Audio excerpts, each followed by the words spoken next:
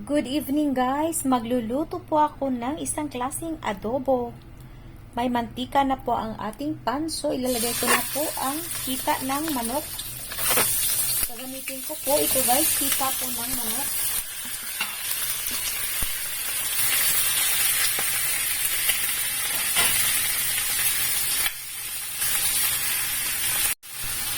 So una guys, tatanggalin ko po ang ating pinagisahan po ng mantika para next lalagyan ko po ulit ng panibagong mantika po ulit. Tatanggalin ko po muna siya.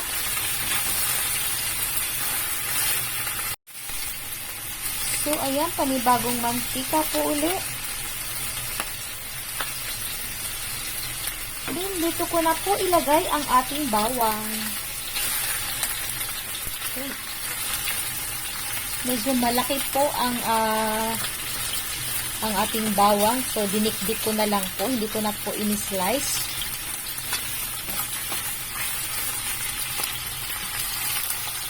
So, ganito po siya kalaki guys ang ating bawang. Ayan.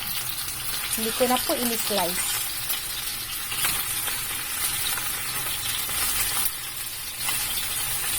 Then, dito ko na po ilagay ang ating tuyo. Soy sauce po guys.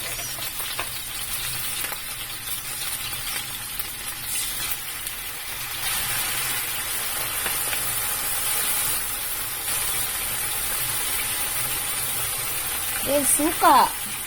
Vinegar po guys. Nilagyan ko po ng vinegar. Then L'Oreal po guys. Nilalagay ko po. Isang piraso. Hinati ko lang po siya guys. Then, sili na, dry sili po guys na slice. Para medyo maanghang-anghang po ang ating adobo. So, ayan po guys.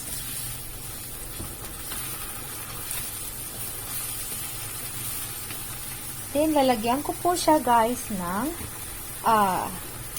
yuzu. Balat po siya ng yuzu. Para siyang lemongrass.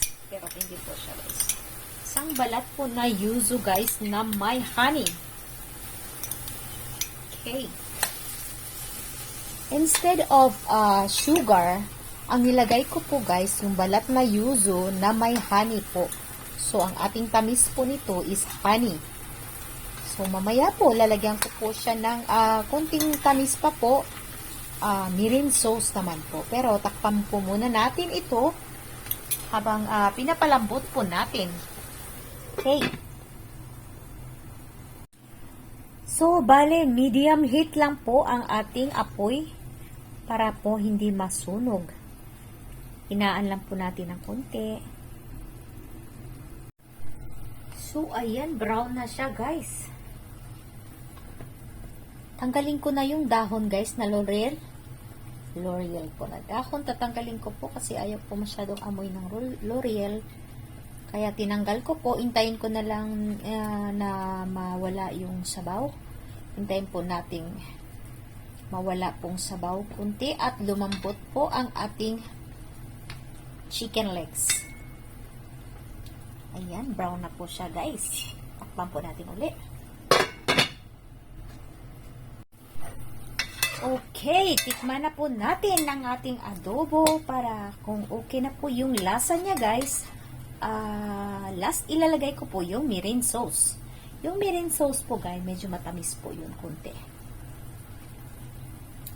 Okay, okay na po yung lasa niya, guys. So, okay, lalagay ko po ang mirin sauce po. Japanese mirin sauce po yan, guys. Hindi pa ako naglalagay ng sugar, guys. Ang nilagay ko po nito na pangpatamis is honey. Yuzu na balat na with honey and mirin sauce. Okay. Yan, intayin lang po natin sandali, pero matatapos na rin po ito guys, kasi madali lang pong lumambot ang ating hita ng manok. Okay. First time ko pong nagluto guys na nilagyan ko po ng honey.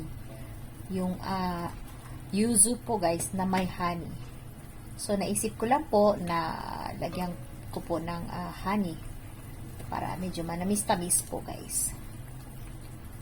So, this is just my own adobo recipe lang po guys, ha? Hindi ko po alam kung kanya-kanya po tayong recipe sa pagluluto ng adobo. But, trinry ko po ito na aking recipe po guys na may honey po and mirin sauce. So, yan, luto na po siya guys. Ilalagay po natin sa pinggan.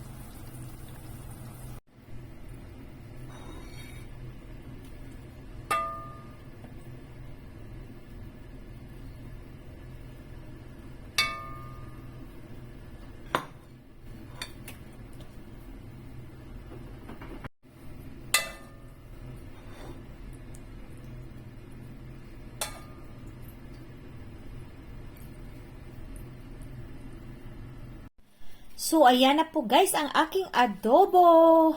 Try nyo pong gumawa niyan guys na may honey and mirin sauce po ang aking nilagay. Ayan, looks yummy po talaga siya guys. Try nyo pong magluto. Ayan, tumpak po ito sa kanin na bahaw. Masarap po siya guys, pero kailangan po talagang magkakanin po tayo nito at medyo maanghang-anghang po yan guys kasi niinanghangan ko po. Yummy po talaga. Ayan. Maraming salamat po sa inyo guys. Bye-bye.